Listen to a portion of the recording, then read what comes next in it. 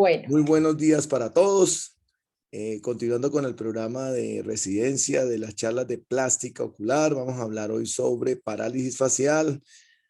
Patricia Eugenia Osa, nuestra residente del programa de la Universidad Javeriana, Clínica de Oftalmología, nos va a presentar un tema muy interesante como es el manejo y las causas que generan esta parálisis facial y todos los cuidados que debemos de tener con ello.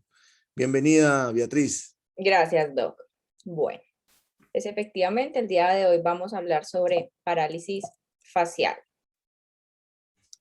Entonces, esta es una patología que es potencialmente devastadora, tanto física como psicológicamente para los pacientes que la padecen. Afortunadamente, en su mayor proporción se debe a una enfermedad viral que es autolimitada. Sin embargo, también puede estar acompañada de etiologías que son potencialmente mortales. Es por eso que es tan importante que los oftalmólogos sepamos realizar un diagnóstico rápido y preciso para poder instaurar un tratamiento temprano y evitar así complicaciones oculares. La parálisis de Bell, que es la principal causa de este tipo de neuropatías faciales, afortunadamente puede resolverse con poco o ningún déficit a largo plazo. Sin embargo, el 30% de estas neuropatías faciales pueden estar asociadas a trastornos sistémicos o neoplásicos que pueden peligrar la vida del paciente si no son diagnosticados a tiempo. He allí la importancia de que nosotros estemos en la capacidad de hacer un diagnóstico preciso y cercano a la causa de esta parálisis. Para recordar un poco la anatomía, recordemos que el nervio facial tiene tanto fibras motoras como sensoriales y parasimpáticas. Este va a salir a través del agujero estilomastoideo por el hueso temporal y va a atravesar la glándula parótida, donde se va a diferenciar en sus 5 ramas: la temporal, la cigomática, la bucal, la mandibular y la cervical. Y sus fibras van a llegar hasta el sistema aponeurótico muscular superficial. Va a inervar la mayoría de los músculos faciales, a excepción del mentoniano, el buccinador y el elevador del ángulo de la boca. A nivel ocular, el nervio facial es quien nos va a dar esa inervación motora para el músculo orbicular de los párpados a través de las ramas temporales y las ramas cigomáticas. Y el elevador del párpado superior está a cargo del nervio oculomotor, y es por eso que en esta patología los pacientes no tienen un déficit para la apertura, sino para el cierre. Bueno, microscópicamente es muy importante que tengamos presente cómo se distribuye o cómo es la conformación del nervio, debido a que esto nos va a dar después el tipo de lesión, la categorización de las lesiones como pueden ser en un nervio. Entonces, tenemos un axón que es el que contiene el axoplasma. Ese axoplasma es el que va a transmitir ese impulso nervioso, y este axón está rodeado por un tejido conectivo que son la vaina de mielina o las células de Schwann. Estos axones se van a reunir en varios grupitos y van a ser recurridos a su vez por un endoneuro que también es un tejido conectivo, y este fascículo a su vez va a ser rodeado por otro tejido conectivo que vamos a denominar el perineuro. Varios de estos este conjunto es lo que vamos a denominar fascículo, y varios de estos fascículos es lo que van a formar el nervio, que al final va a estar recubierto por el tejido conectivo que denominaremos epineuro. Entonces, estos tejidos conectivos lo que tratan es estar brindando a esas fibras axonales para evitar que tengamos daños cercanos al axoplasma. En cuanto a la epidemiología de esta patología, uno puede leer que hay dificultad para encontrar la frecuencia exacta. Esto se debe a que los estudios generalmente se realizan en centros de alta complejidad, donde tienen intervención las patologías o las ramas de la medicina, como son la cirugía plástica, oftalmología y otorrinolaringología, pero en estos estudios a veces se puede encontrar variabilidad en cuanto a las etiologías. Por ejemplo, aquí nos reportan que el neurinoma del acústico representa el 25% de esas parálisis facial, seguida de la parálisis de Bell en un 17%, la neoplasia de parótida y piel en el 8%, el compromiso por virus varicela zoster en un 6%, el trauma en otro 6% y las neoplasias genéticas o causas genéticas también en otro 6%. Sin embargo, lo más común que nosotros encontramos en la literatura como causas de parálisis facial es la parálisis de Bell, para que tengamos en cuenta y no nos dejemos como confundir. Está también el síndrome de Ransom-Hunt, la otitis media, la mastoiditis, el colesteatoma, el trauma, la iatrogenia, sarcoidosis, los tumores de parótida, los linfomas, el carcinoma nasofaríngeo, las metástasis y la parálisis congénita dentro de las causas. Afortunadamente, el 70% de las causas de estas neuropatías faciales son debidas a causas virales o idiopáticas. Hay una predilección en cuanto a mujeres para la afección de esta patología, generalmente en una relación de 3 a 2, y hasta el 10% de los pacientes con neuropatías faciales pueden llegar a presentar una parálisis facial ipsilateral recurrente. En los casos en que tengamos pacientes en que hay recurrencia de esas parálisis en el mismo lado, son pacientes que debemos realizar cuidadosamente estudios, porque estos pueden estar asociados a un tumor en el trayecto del nervio facial y esa ser la causa. Entonces, acá tenemos la clasificación de los nervios periféricos, que se relaciona con esa afectación microscópica que pueda tener el nervio. Nosotros hablamos de que podemos tener 5 tipos de lesiones. La primera es la neuropraxia, en donde se va a deber porque tengamos una compresión nerviosa o isquémica del nervio que nos va a causar un daño de la mielina. Sin embargo, a pesar de que hay un daño de la mielina, aquí podemos tener continuidad del axoplasma, por lo tanto, esto genera que haya una recuperación espontánea y completa del nervio.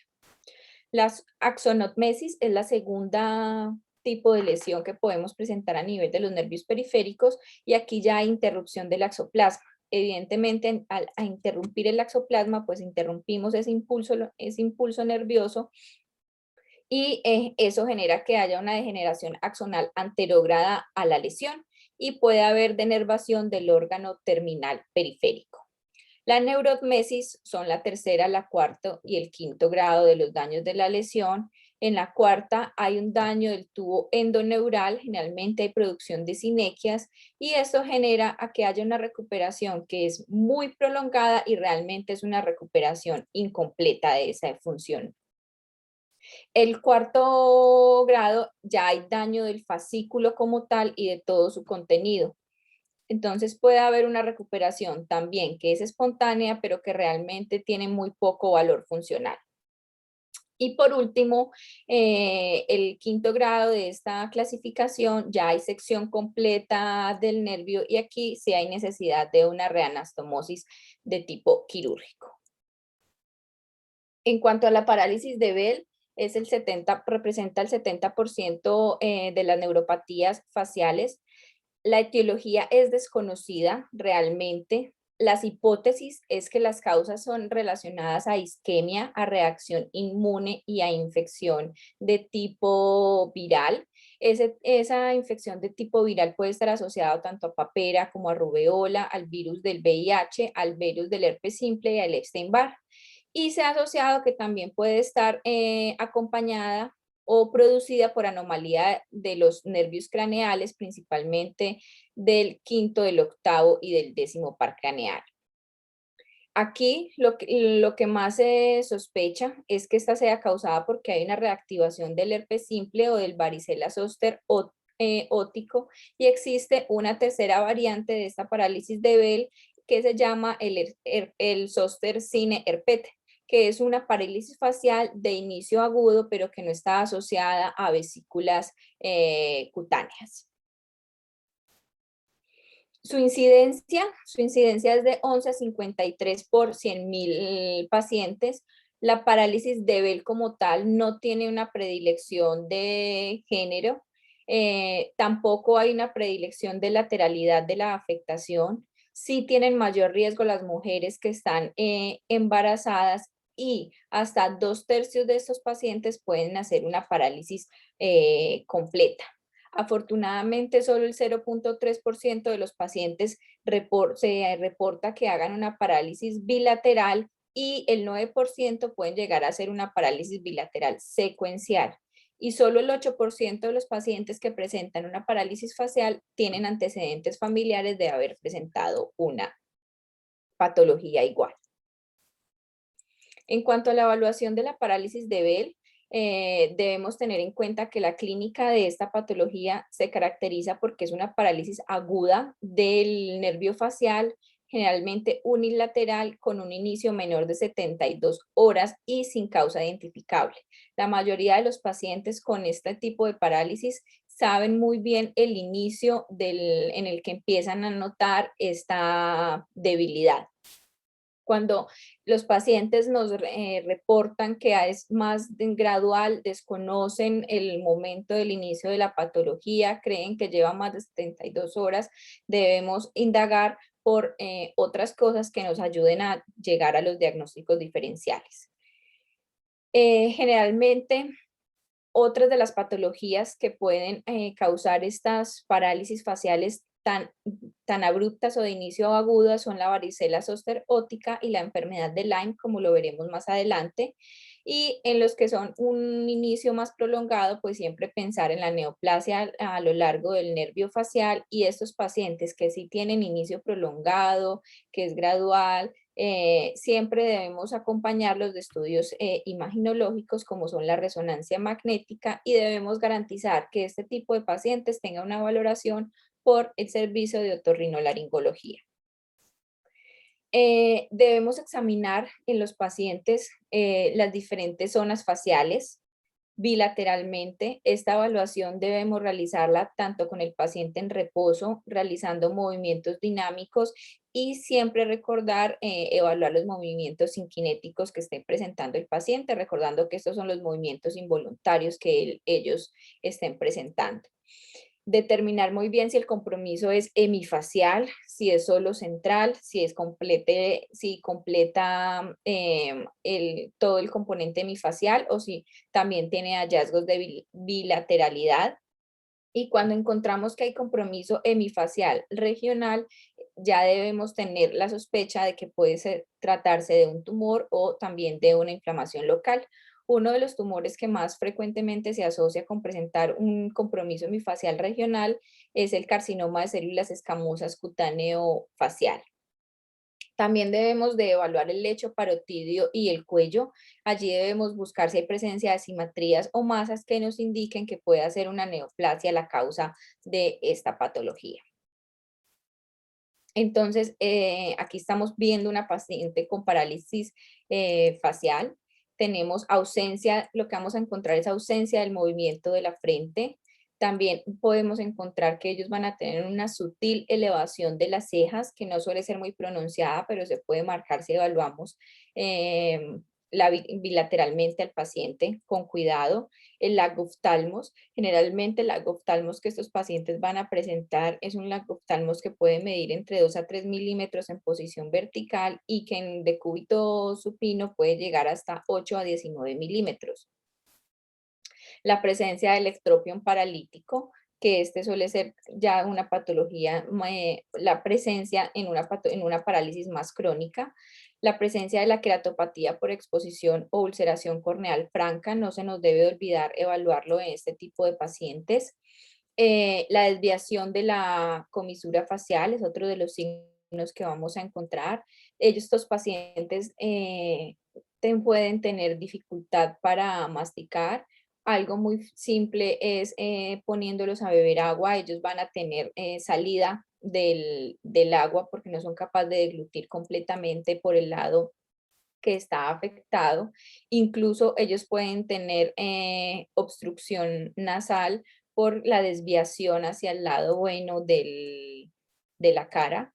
Y también es posible encontrar la simetría del cuello, y los hoyuelos también pueden estar asimétricos, tanto los hoyuelos a nivel de las mejillas como los hoyuelos a nivel mentoniano.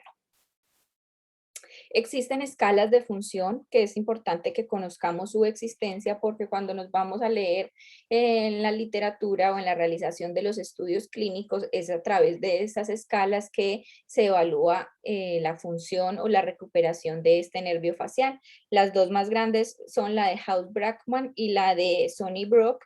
En estas lo que vamos evaluar es la simetría del reposo, el grado de los movimientos voluntarios, la sinquinesia y vamos a determinar así el grado de esta parálisis facial que lo podemos encontrar descrito.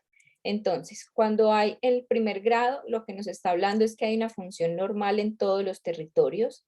En el grado 2 es que ya hablamos de que hay una disfunción leve de ese nervio facial que nos está generando que haya una ligera debilidad de esta musculatura y que es apreciable cuando evaluamos una inspección que es meticulosa, pero que en reposo el paciente está completamente normal, no hay movimientos involuntarios, no hay contracturas ni espasmos faciales.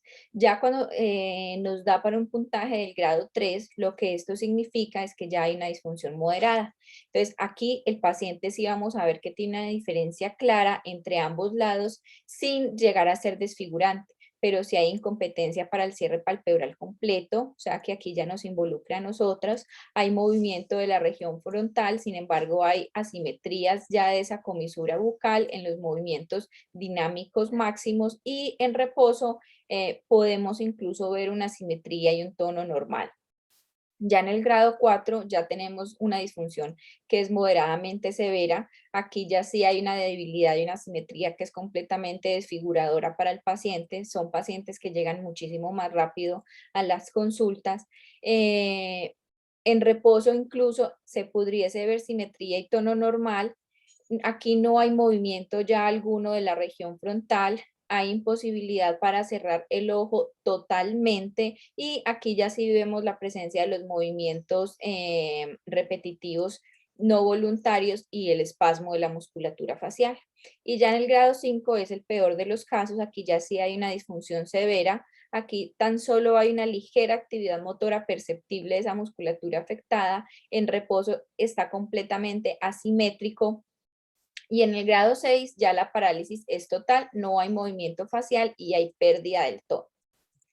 Y la otra escala es la de Sunny-Brock. En esta escala evaluamos la simetría en reposo, el grado de los movimientos voluntarios, los movimientos inkinéticos y esto nos da una puntuación de 0 a 100, donde vamos a leer que 0 es el paciente con función normal y a mayor puntaje hay mayor compromiso de corrección. 100 es un paciente con función normal y 0 es un paciente con presencia de parálisis. ¿Cómo vamos a manejar estos pacientes? Pues estos pacientes, lo primero es que el diagnóstico no requiere estudios imaginológicos y tenemos una historia clínica y un cuadro clínico compatible. Asociado a un examen físico, se puede realizar simplemente el diagnóstico basándonos en esto, pero sí es importante tener como esos signos que hablamos antes para definir cuáles van a requerir estudios diagnósticos. En los pacientes que tengan parálisis facial de causa no desconocida, que no haya recuperación tras 6 meses después de realizado el diagnóstico, son pacientes que sí requieren la realización de estudios diagnósticos. En grandes rasgos, el manejo de esta patología se va a basar en el uso de esteroides y en el uso de antivirales. En los esteroides, la recomendación es la utilización de prednisona 1 miligramo por kilo hasta 60 miligramos por día por 5 días con un descenso gradual de estos esteroides. Y el antiviral podemos encontrar como recomendación el valaciclovir 100 miligramos 3 veces al día por 7 días. Sin embargo, esta recomendación de que sea el valaciclovir y no el aciclovir está basada simplemente como en la facilidad de la toma de los pacientes, porque no hay estudios que demuestren que es mejor que el aciclovir, ya lo veremos a continuidad. Y la descompresión quirúrgica, esta descompresión quirúrgica es más un procedimiento indicado para los otorrinolaringólogos que generalmente van a ser aquellos pacientes que tienen una degeneración en la electroneurografía mayor del 90% o en la electromiografía donde no se evidencia potencial de la unidad motora voluntaria. Entonces, este es uno de los primeros estudios en los cuales se evaluó la prednisolona y el valaciclovir en la parálisis de Bell. Fue un estudio randomizado, doble ciego, multicéntrico, donde se incluyeron pacientes desde los 18 hasta los 75 años que consultaron al servicio de urgencias o simplemente a una consulta médica ambulatoria entre mayo del 2001 y mayo del 2006. A estos pacientes se les administraron 60 miligramos de prednisolona por 5 días con una disminución de 10 miligramos al día progresivamente, y a otros pacientes se les administró el valaciclovir de 1000 miligramos 3 veces al día, y cada grupo tenía un grupo placebo de control. Les hicieron seguimiento por 12 meses a estos pacientes, y ese seguimiento lo hicieron con la escala de recuperación de Sunnybrock y consideraban la recuperación y en 100 puntos. Entonces, en estos fueron 829 pacientes, y lo que ellos definieron al final fue que la prednisolona permite que el tiempo de recuperación sea mucho más corto en los pacientes que los utilizaron versus el placebo, pero que no hubo diferencia entre el grupo al que se le administró valaciclovir al cual no se le administró valaciclovir. En este estudio que fue realizado más recientemente por el New England Journal, ellos también evaluaron ya el tratamiento temprano con prednisona, pero aquí ya incluyeron fue aciclovir en los pacientes con parálisis de Bell. También fue un estudio randomizado, doble ciego, y aquí solo incluyeron a los pacientes que consultaron en las primeras 72 horas de inicio de los síntomas. Y en la escala facial con la cual evaluaron a estos pacientes fue la escala de House-Brackmann. Aquí encontraron incluyeron a 496 pacientes, y lo que encontraron fue que el 83% de los pacientes tuvieron una recuperación a los 3 meses versus el 63% de los que no habían sido manejados con prednisolona. En cuanto a la aciclovir, lo que ellos reportaron fue que al 9º mes, que el aciclovir fue el 85.4% versus el 92.7%, y a los 9 meses había muchísimo más mejoría con los pacientes que les habían administrado prednisolona versus los que no.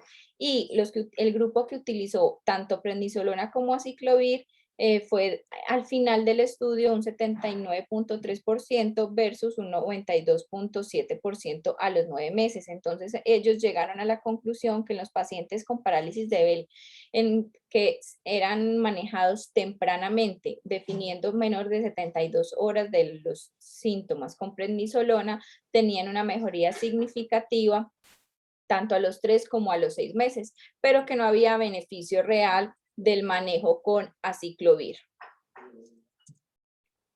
Y en cuanto al manejo quirúrgico de la parálisis de Bell, encontramos este estudio que también fue un estudio multicéntrico prospectivo en el cual identificaron a pacientes con parálisis de Bell que hayan tenido una restricción de la función facial marcada, y que ellos voluntariamente se sometieron a la electroneurografía, a la electromiografía, y aquellos que tenían un compromiso mayor del 90% y ausencia en la miografía con lesión grave fueron sometidos a descompresión quirúrgica, y de aquí es donde viene la indicación de que sean los pacientes con la electroneurografía, con la alteración en la electroneurografía mayor del 90% como pacientes candidatos para el acto quirúrgico, y mostraron que ellos tenían recuperación incluso a las 2 semanas posteriores a la descompresión quirúrgica. Otra de las patologías que está asociado a este tipo de neuropatía facial es el síndrome de Ramsay-Hunt. Esta es la segunda causa de neuropatías faciales. También se caracteriza porque es una neuropatía facial de inicio agudo que está acompañada de una erupción vesicular. Esa erupción vesicular se puede presentar tanto en la región auricular, en el conducto auditivo externo, en la cara y en la mucosa del tracto aéreo digestivo, siendo más frecuente encontrarlos a nivel del paladar y a nivel de la lengua. Es una patología que se acompaña de mayor dolor, es una parálisis facial que es muchísimo más profunda y desafortunadamente tiene menor recuperación funcional en comparación con la parálisis de Bell. Generalmente, la neuropatía en este síndrome va a aparecer después de que hay la erupción vesicular, pero hasta el 10% de los pacientes pueden presentar esta neuropatía precediendo esa erupción vesicular, lo que dificulta el diagnóstico. El tratamiento de este síndrome también se basa en la administración de corticosteroides sistémicos.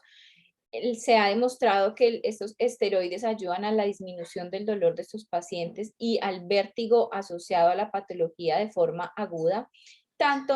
Y también disminuye la neuralgia posherpética que se puede presentar. Los agentes antivirales que se pueden administrar son el aciclovir, el valaciclovir y el famciclovir. Se recomienda, como ya les conté, el valaciclovir, pero es más por la facilidad de adherencia de los pacientes a este, porque solo se consume 3 veces al día.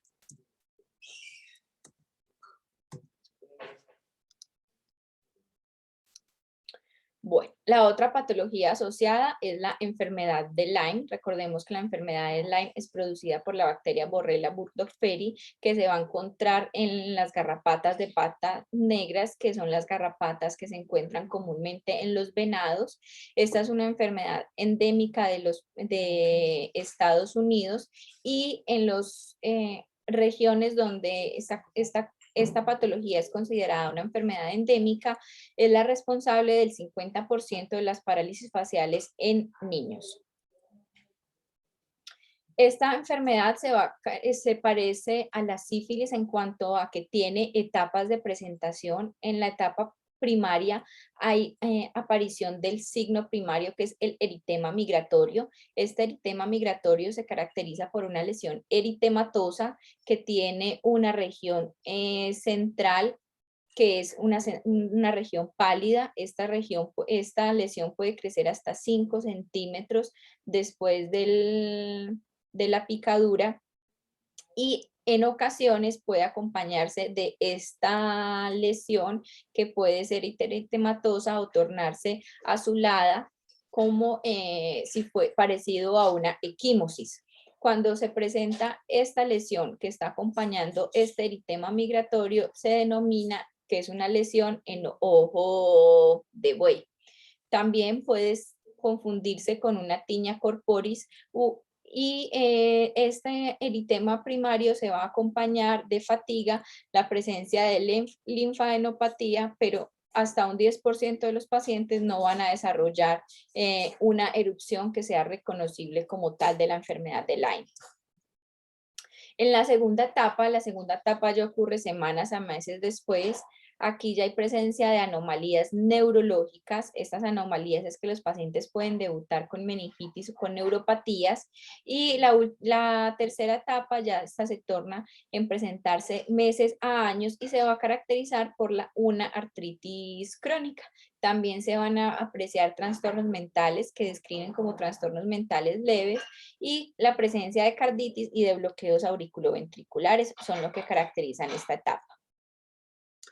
Entonces, puede estar asociada a estas neuropatías craneales, generalmente la afección del séptimo par, y puede ser antes de la erupción o incluso en ausencia de lesiones cutáneas. Para el diagnóstico de esta enfermedad de Lyme debemos basarnos en una ELISA, evaluando IgM e IgG para esta patología, y esta es una prueba que requiere confirmación a través del Western blot. En cuanto al tratamiento, va a depender de lo que tengamos de compromiso. Si hay un eritema migratorio, carditis y paresia facial sin presencia de meningitis, vamos a administrar doxiciclina o amoxicilina por 14 días.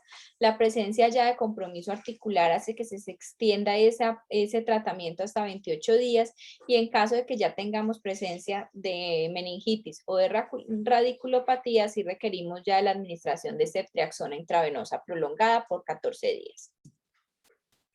El síndrome de Malkerson-Rosenthal es un trastorno granulomatoso neurocutáneo. Hasta el momento se desconoce la etiología de él y se va a caracterizar por una triada. Esa triada comprende la parálisis facial, la lengua fisurada y el edema orofacial. Estos pacientes en ocasiones también pueden estar acompañados de un edema que es supraorbitario. General, es una patología que se va a presentar en la infancia o al inicio de la adolescencia, y esa parálisis facial que se presenta en ellos incluso puede llegar a presentar ataques bilaterales recurrentes. El diagnóstico se basa en la historia clínica, pero para este diagnóstico sí requeremos la realización de biopsia de piel o de la mucosa, donde lo que vamos a buscar son las células epitelioides no caseificantes en la patología. Y en todos estos pacientes que estemos sospechando esta patología, debemos preguntarles por síntomas perianales o por síntomas gastrointestinales, porque estos pacientes pueden tener una asociación estrecha con la enfermedad de Crohn. En cuanto a la parálisis bilateral, hablamos de una parálisis facial bilateral metacrónica asociada al virus del herpes zóster. Afortunadamente es una patología muy rara, pero en los pacientes que estén presentando esta parálisis facial bilateral, debemos sospechar que tengan una enfermedad sistémica que nos está reactivando continuamente esta parálisis. Las principales patologías en las que debemos pensar son pacientes con Guillain-Barré, con neuropatía craneal idiopática múltiple, pacientes con encefalitis del tronco encefálico, con hipertensión intracraneal benigna, sífilis, leucemia, sarcoidosis, con neoplasias a nivel parapontino o incluso pacientes con meningitis bacterianas. El diagnóstico de esta patología siempre va a requerir la realización de punción lumbar, de resonancia del sistema nervioso central. Se deben solicitar BRL para descartar sífilis como causa desencadenante, y siempre estos pacientes deben tener una derivación al neurólogo para el estudio amplio de esta patología. La lesión traumática también es otra de las causas de estas neuropatías faciales. Aquí generalmente está asociado a actos quirúrgicos, donde hay una sección accidental del nervio facial. Una vez identificada esa sección, se requiere que la corrección inmediata de estas con suturas permanentes, las cuales se realizan a través del epineuro del nervio. Una de las causas para sospecharla también cuando no es reconocida intraquirúrgicamente son los pacientes que tienen una debilidad facial inesperada en el posoperatorio. Generalmente estos pacientes deben ser observados máximo hasta 6 horas, sobre todo si hay compromiso de esta parálisis a nivel de la distribución del cigomático o bucal, y deben ser retornados lo más prontamente al quirófano para la exploración y la reparación de esta lesión. La causa es que a las 72 horas ya vamos a tener degeneración waleriana, y a veces se pueden pasar inadvertidas las lesiones a nivel del frontal, de la rama del frontal, marginal y cervical, porque pueden generar no cambios tan notorios para los médicos y para los pacientes. La cercoidosis es otra de las patologías asociadas a estas neuropatías. Esta es otra de las enfermedades granulomatosas causantes. Es una enfermedad granulomatosa crónica no caseificante que se va a caracterizar por la presencia de una adenopatía torácica, artralgias. Aquí hay disfunción hepática y elevación de los niveles de calcio sérico, y existe una segunda entidad asociada a esta sarcoidosis, que es la fiebre uveoparotídea, en la cual se va a caracterizar por la presencia de paroiditis, uveitis, fiebre y parálisis del pares craneanos, y el 50% es la parálisis del nervio facial. En esta patología la parálisis procede a la parotiditis, y esto se da es porque primero se genera la parotiditis, y la inflamación de esta glándula es lo que va a generar la compresión del nervio. El diagnóstico requiere biopsia y el tratamiento es en dosis altas por 10 días. Afortunadamente es una patología que tiene un excelente pronóstico una vez instaurado el tratamiento. La otitis media es otra de las causas generalmente está asociada más a otitis media supurativa aguda y tanto se puede presentar tanto en niños como en adultos, y esto se debe porque el componente inflamatorio va generando una discencia del nervio facial. El tratamiento para esta patología es a cargo de los otorrinos, quienes realizan miringotomía amplia, antibióticos intravenosos y el uso también de esteroides, aunque la parálisis facial está más asociada a otitis medias crónicas y a colesteatoma. Ahora sí, vamos a iniciar a hablar un poquito del manejo de los párpados y de la superficie ocular en la parálisis facial. Entonces, dentro de los grandes como componentes de este manejo, debemos manejar ese párpado paralítico superior, siempre teniendo en cuenta que estos pacientes requieren el manejo de la superficie ocular. Podemos utilizar ungüentos. En las maneras tempranas se puede utilizar cinta adhesiva y siempre tienen que tener soluciones de superficie ocular, que las podemos formular dependiendo del grado o antecedentes que tenga el paciente en cuanto a antecedentes de ojo seco, etc. Lo que más se recomienda para estos pacientes en su lacoftalmos es la carga de peso con implante de oro platina. Los pacientes que se consideran para esto son aquellos considerados de alto riesgo, como aquellos que tienen el antecedente de ojo seco, moderado a severo, o pacientes poco confiables que no creemos que vayan a seguir un adecuado manejo con ungüento, cinta adhesiva, etc. También se ha descrito el uso del relleno del ácido hialurónico, de la toxina botulínica y de la tarsorrafia. Entonces, la toxina botulínica se realiza a través de la aplicación de 5 a 10 unidades a nivel del borde tarsal superior, como lo estamos viendo en la imagen. Lo que buscamos con el uso de toxina botulínica es inducir una tosis palpebral protectora.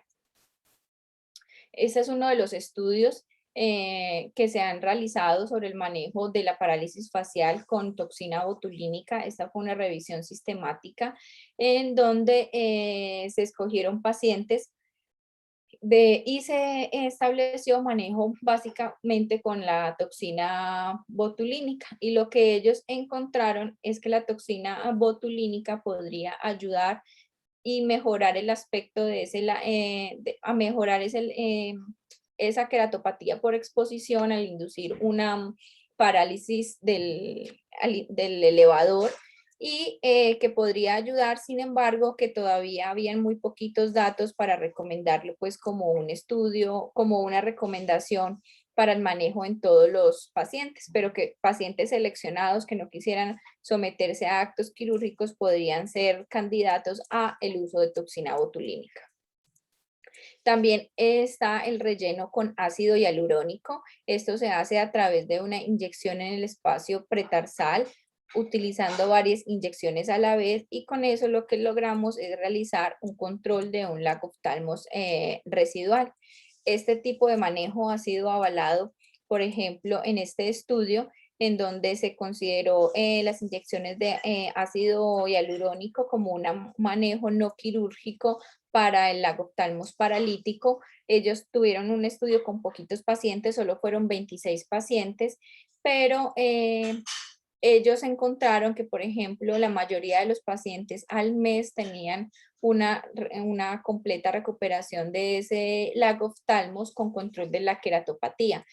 Solo el 2% de los pacientes solo 2 de esos 26 pacientes requirió administración de nuevas inyecciones de ácido hialurónico, y solo como el 3% tuvieron otra vez como incremento de ese lago oftalmos que mejoró a lo largo del tiempo.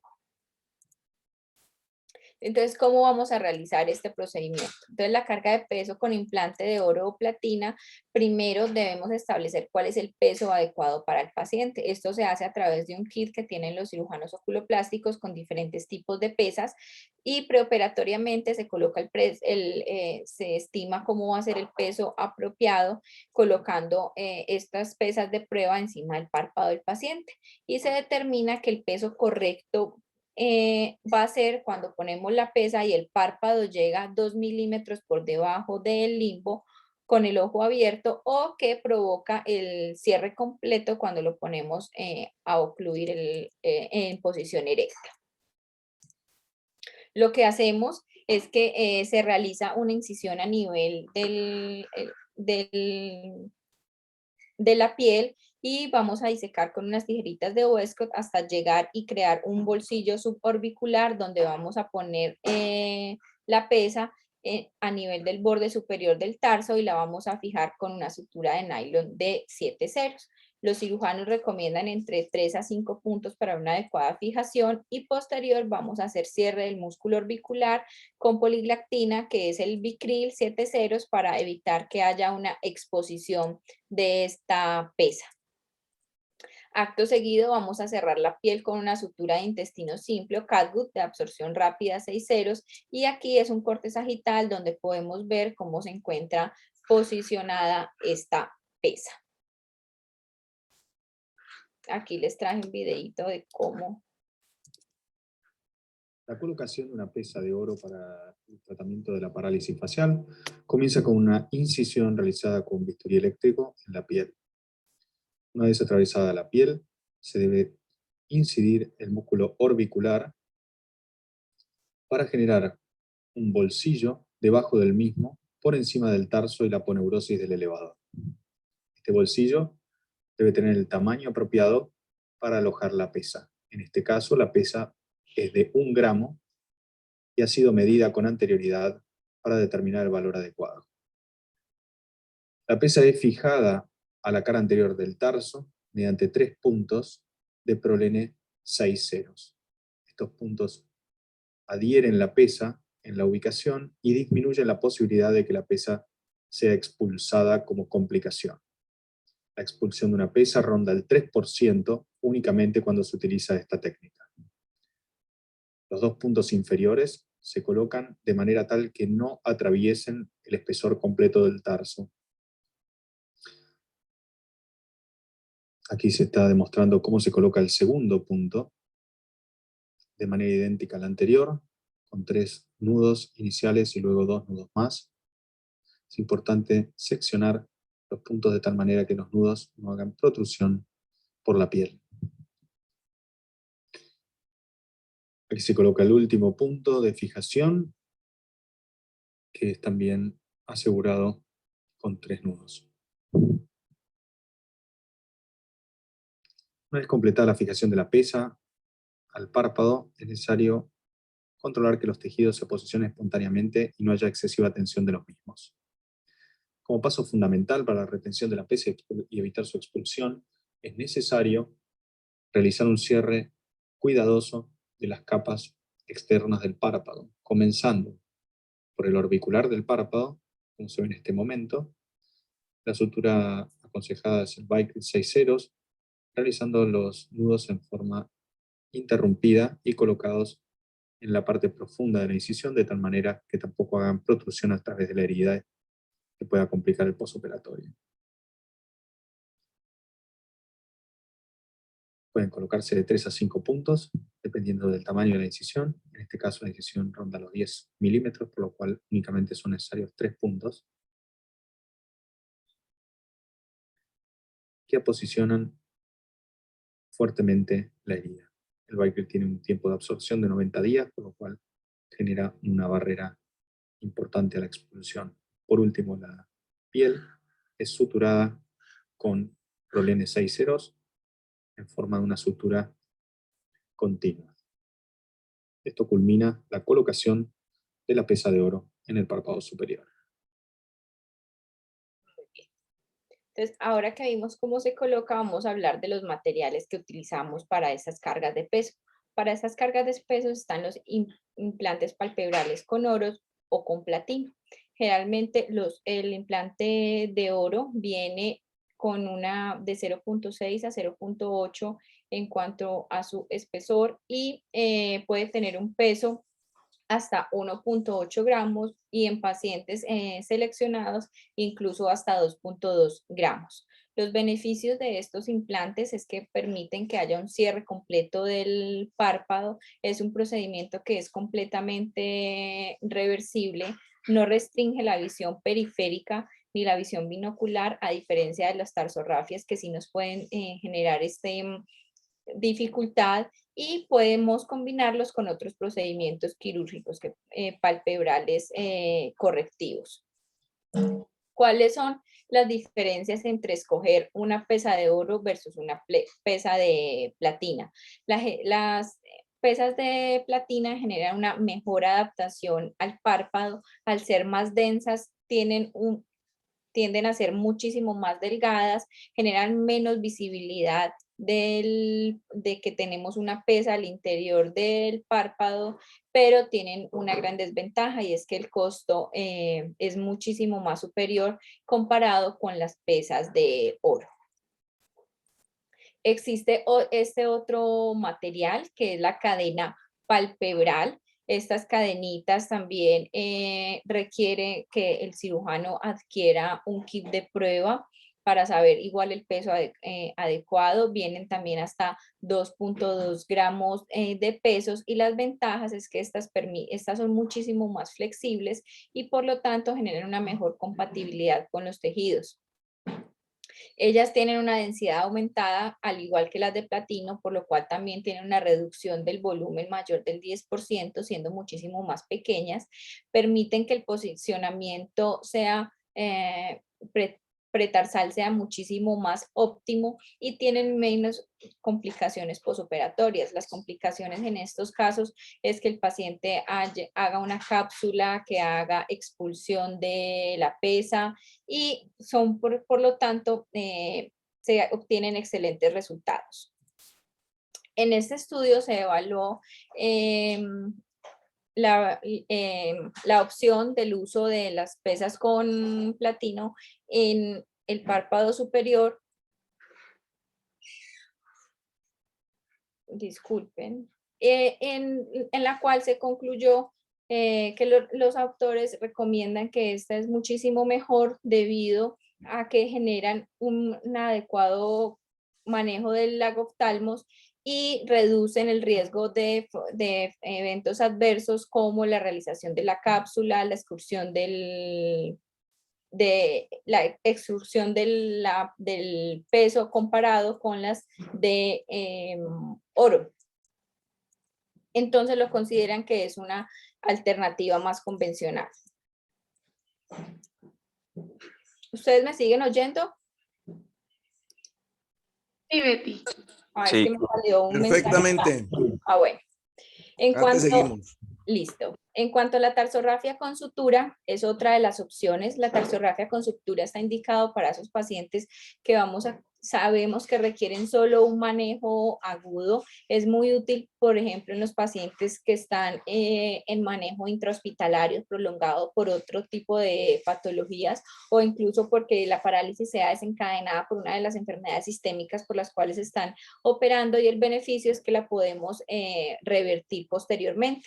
En este manejo lo que hacemos es que utilizamos una sutura de nylon 5.0 sobre una almohadilla de esponja a través del borde del párpado, y posteriormente atamos esas almohadillas para proteger. Y una vez consideramos que se puede realizar el manejo definitivo, pues este procedimiento se revierte.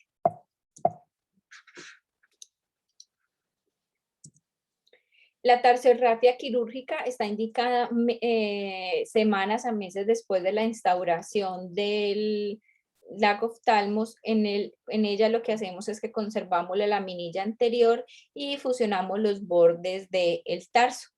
¿Para qué? Para hacer una reparación quirúrgica de los bordes del párpado posterior. La desventaja es que con este tipo de procedimiento generamos una disminución del campo visual y que cosméticamente no es ideal, lo que ha hecho que la tarsorrafia quirúrgica sea desplazada dentro del manejo de esta patología. Y por último les traigo que es la carga de resorte del párpado. Esta técnica se describió en 1990, se llama el resorte palpebral de Levin. Es un alambre de níquel como el que están viendo en esta forma. que tiene una pequeña dificultad y es que en su operación dura de 2 hasta 3 horas comparado con 20 a 30 minutos que dura la inserción de las pesas de oro. Aquí lo que se hace es que con un alambre de níquel se fabrica un resorte helicoidal de una sola bobina, se coloca una a nivel del tarso y otra a nivel de la órbita superior. Esto requiere que esto sea diseñado por el cirujano específicamente para cada paciente y de allí que la demora del acto quirúrgico. Y la otra desventaja de esta técnica quirúrgica es que los pacientes tienen que ser sometidos a revisiones comúnmente. Entonces por eso no es tampoco es un procedimiento que se realice mucho. Y eso es lo que les tendría para el día de hoy. Muchísimas gracias. ¿Alguna pregunta? Bueno, muy bien. ¿Alguna pregunta? Carlos, Natalia, Natalia, Carolina, Catalina. ¿Alguna pregunta? Todo claro. ¿Sí? Sí, muchas gracias, Betty. Bueno, Muchísimas gracias, gracias, Betty. ahí, Estuvo buenísima. sí, muy chévere. Bueno, hay algo que ustedes tienen que saber. ¿Qué hacen con un paciente que les llega con el antecedente, que tiene una parálisis facial antigua y llega con epífora? ¿Qué haces, Carlos? Pues primero tengo que ver si hay, pues evaluaría los puntos lagrimales, si realmente hay un retorno pues a ese nivel que explique la epífora, pues sería lo primero que haría. Ajá. Y Catalina, ¿qué dice? ¿Qué hacemos con un paciente, los pacientes que llegan? Imagínate, son pacientes que llegan y entonces el antecedente que hace 2 años tuvo una parálisis facial y ha quedado con una epífora crónica y empiezan a consultar a todos los oftalmólogos de la ciudad. ¿Qué hacemos, Pues, Katia? Doc, yo también evaluaría si hay como signos de ojo seco. No vaya a ser pues que la parálisis facial que genere como que tenga un lagoftalmo y eso también me genere como un ojo seco y pueda hacer la epífora secundaria al ojo seco que está presentando el paciente. Y las Natalias, son 2 Natalias, Márquez y García. ¿Cuál va a hablar?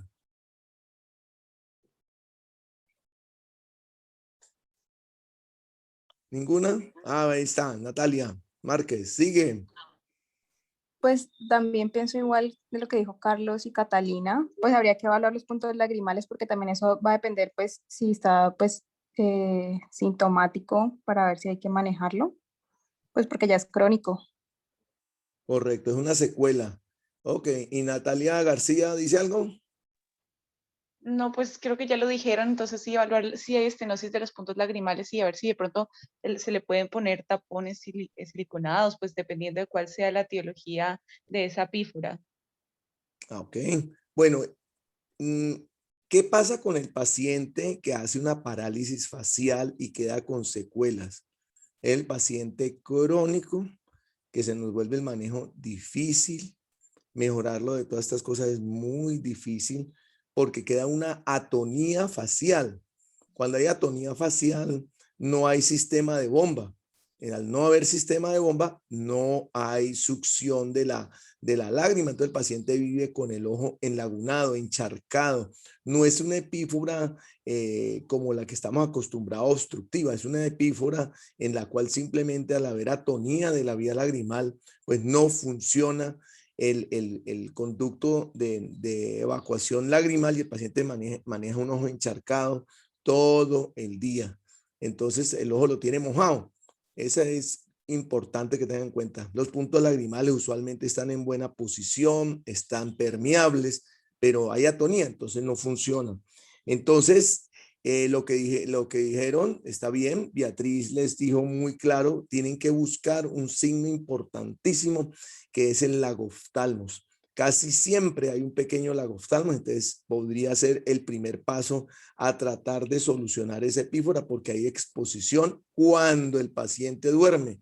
Cuando el paciente está en el día, de pronto el párpado lo logra cerrar por la fuerza que le haya quedado al músculo y entonces hay una oclusión que es en el día bastante buena, pero en la noche cuando se relaja, usualmente estos pacientes tienen un lagoftalmo y una exposición corneal. Entonces, tener muy en cuenta eso. ¿Qué más? El manejo dificilísimo para que lo tengan en cuenta. Tengo algunos pacientes que han terminado en dacriosistorrinostomía, se las realizo pensando en ampliar el drenaje y a algunos les ha funcionado. Tengo en la casuística más o menos el 50% mejor. Dicen, doctor, la mejoría fue buenísima. Bueno, y otros pacientes que te dicen, no, doctor, queda igualito. Pero pues es buscándole alternativas a estos pacientes cuando consultan por epífora. Otra patología muy importante que tienen de tener en cuenta, ¿qué hacen cuando tienen el paciente con otra secuela? Estamos hablando de una, la epífora, la otra, el lagoftalmos. Entonces ya les contó Beatriz las opciones. Entonces, opción 1, Catalina, ¿cuál sería tu primera opción?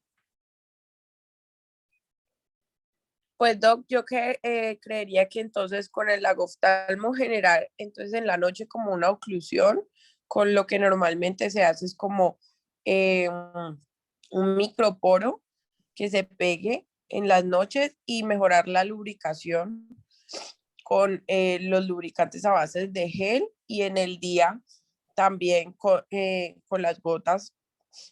Muy bien. Natalia Márquez. ¿Algún otro tratamiento o qué haces también cuando tienes paciente con lagoftalmos? ¿Qué más le puedes hacer o qué otra opción le ofreces al paciente? Bueno, pues en el día sí lo de las lágrimas artificiales, porque igual pues tiene que permanecer lubricado el ojo. Bueno, en la noche sí, pues porque igual pues si tiene el lagoftalmo pues no va a cerrar completamente el párpado y pues ahí va a generar más sequedad.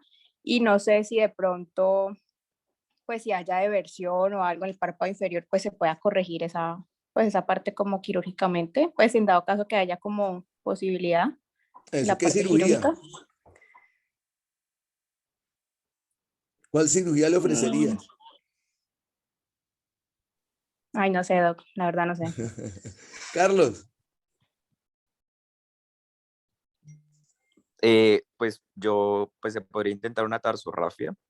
Muy bien, correcto. Entonces, siempre que ustedes estén ante un lagoftalmos, tener en cuenta que hay que medir qué tanto lagoftalmo hay. Hay unos lagoftalmos muy incipientes que lo manejan con la cinta, lo manejan, como dijo Beatriz, con un relleno de ácido hialurónico que lo que hace es generar un peso mecánico sobre el párpado y eso lo que hace es que se cierra un poco mejor el párpado. Pero entonces ustedes deben evaluar el grado de lagoftalmos. Si es un lagoftalmos muy incipiente, pues muy probablemente lo que decía Catalina y Natalia se va a manejar con lubricantes en gel, en gotas, con la cinta para dormir o usando un oclusor para dormir completamente, colocar un oclusor donde realmente el ojo quede ocluido para que en la noche no quede expuesto la córnea. Pero cuando ya tienen un grado mayor, donde ustedes ven que el paciente, ustedes le dicen parpadea y ustedes ven que el ojo no cierra completamente durante la evaluación, el paciente debe tener un lagoftalmo mucho mayor en horas de la noche y ese paciente es candidato para tarsorrafia. Las tarsorrafias, como lo explicó Beatriz, tenemos la tarsorrafia de urgencia, que es simplemente colocar un punto en el centro para que ese paciente, si uno está en un sitio donde no tiene acceso a mucha cosa o el paciente se va a mejorar, uno después pueda retirar el punto de la tarsorrafia y el paciente uno empieza a ver. Pero casi siempre deben de tener ustedes en cuenta que este es un proceso muy lento, se mejoran muy poco, uno coge un porcentaje de estos pacientes y de acuerdo al grado, como explicó Beatriz, eso es lo que hace de que algunos pacientes uno los ve a los 3 o 4 años y uno parece que no hubieran tenido parálisis, pero la mayoría quedan con secuelas.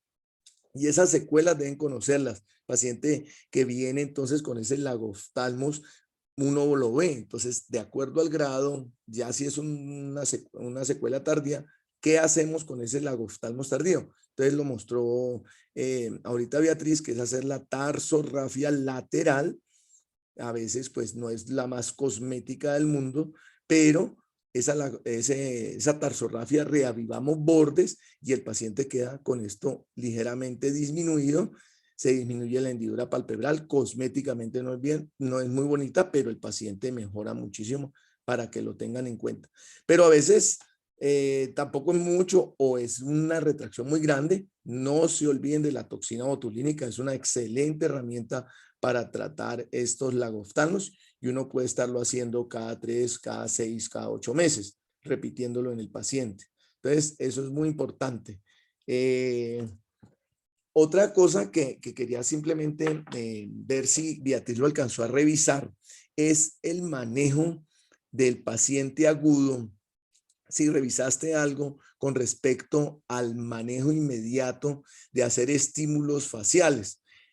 Últimamente, en las últimas revisiones que he realizado y con un colega otorrino que maneja en Cali mucho esta patología, tuvimos un paciente en común precisamente con una epífora crónica, un paciente que tiene amigo, para rematar, bien amigo, y entonces yo nunca había consultado y lleva año y medio después de un cuadro de una parálisis facial, vino al consultorio hace más o menos unos 3 o 4 meses y el síntoma y lo que lo tiene frito es el lagrimeo, tiene un lagoftalmos muy chiquitico, pero entonces cuando hicimos la anamnesis del estudio, encontramos de que inmediatamente él hizo la parálisis facial, lo enviaron a hacer una rehabilitación en la hemicara para con estímulos mecánicos, eléctricos, se generara la nueva, o sea, buscar que la inervación que se pierde se lograra hacer nuevamente.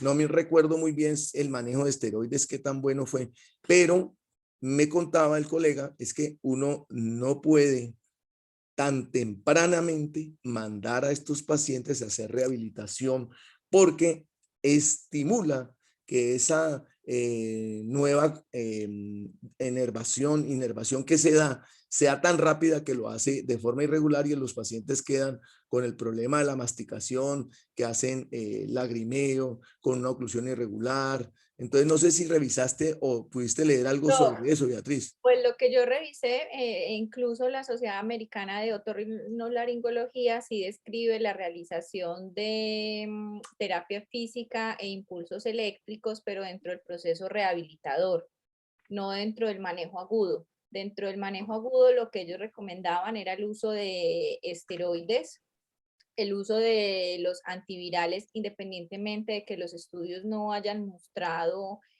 que haya una mejoría significativa de los pacientes que lo utilizan, pero ellos se basaban en que gran proporción están asociados a los virus del herpes. Entonces, por eso recomendaban que se añadiera siempre el antirretroviral, el antiviral y el manejo con esteroides siempre como manejo agudo. Solamente dentro del manejo agudo estaban indicados esteroides y antiviral. Y ya en el manejo de rehabilitación, una vez evaluadas las secuelas con que era el paciente, ya se podía planear la terapia física. Incluso hablaban de la aplicación también de la toxina botulínica, no solo a nivel del párpado, sino utilizarla en otros tipos de los músculos faciales inicialmente, pero ellos lo hablaban era como más en la región contralateral para disminuir los efectos de la asimetría. Fue lo que publican ellos dentro de la Sociedad de Otorrinolaringología. Porque Sí, en los plásticos como tal, sí, ellos no hablaban como de ellos se enfocan más en el manejo quirúrgico, no hablan mucho del manejo agudo como tal, ok. pues como plástica facial. Bueno, eso es de pronto importante tenerlo en cuenta. Entonces, que nosotros cuando hagamos la historia clínica del paciente, coloquemos en la historia clínica el manejo agudo. Manejo agudo incluye todo lo que nos explicó Beatriz, esteroides, los antivirales y después en la rehabilitación hacer todas las otras opciones que veamos de lo que hemos hablado. Ustedes no olvidar colocar siempre en la historia clínica que es una patología compleja que va a requerir de seguimiento, que los pacientes deben tomar fotografías de su ojo para ver cómo va evolucionando, que la historia clínica la carguen siempre para uno poder hacer una evolución de estos pacientes, que son tratamientos en algunos casos muy complejos y terminan complicándose. Entonces, para que lo tengan en cuenta. Y también, de pronto, lo vamos a tener que aclarar, Beatriz, aprovechemos que lo tienes fresquito. ¿En qué momento empezamos la terapia física? Si a las 2 semanas o a las 3 semanas. Creo que ese más o menos es el tiempo de empezar la terapia, pero a veces uno manda eso inmediatamente, arrancan de una vez y realmente hay que esperar a que el paciente se desinflame para empezar el proceso de la terapia física. La recomendación es una vez finalizado manejo con esteroides o cuando se inicie el desmonte, que lo más temprano es iniciado el desmonte de los esteroides. Okay. Ellos dicen, una vez haya finalizado los esteroides puede iniciar terapia física o en caso tal, cuando inicie el desmonte de los esteroides, que sería a los 7 días. Ok. Ok. Pues lo más temprano en lo que podría hacerse. Ok. Yo pienso que es un poco más tardío, entonces podemos revisarlo. Quedamos de tarea revisar en qué momento es lo ideal y Perfecto. le preguntaremos a nuestro colega que tiene mucha experiencia en eso. Otra cosa interesante, pues la pesa de oro, no se olviden de ella. Las pesas de oro funcionan muy bien, es un peso que se coloca sobre el párpado y simplemente se evalúan en consultorio las pesitas de muestra y de acuerdo al peso que uno defina, coloca la pesa de oro. La técnica quirúrgica, como la vieron ahí, el doctor Martín Devoto la explica muy bien. Debe quedar muy bien realizada y estos pacientes hay que estarlos vigilando permanentemente porque la complicación más frecuente es la extrusión de la pesa de oro. ¿Ok? Estas otras pesas nuevas que Beatriz revisó están en este momento, ya llegaron al país, pero son demasiado costosas. No hemos podido colocar la primera es porque cuesta tanto que pues no hay quien las pague. Hasta ahora estamos en eso. Bueno, yo creo que fue un tema muy interesante. ¿Algo iba a decir, Beatriz? No, que 6 millones vale la pesita. No la asustes. Bueno, ok, bueno, para todos una feliz semana y nos seguimos viendo. Gracias, Doc. Chao, Chao. chicos. Muchas gracias. Que estén bien. Muchas gracias. Chao. Gracias, Betty. Es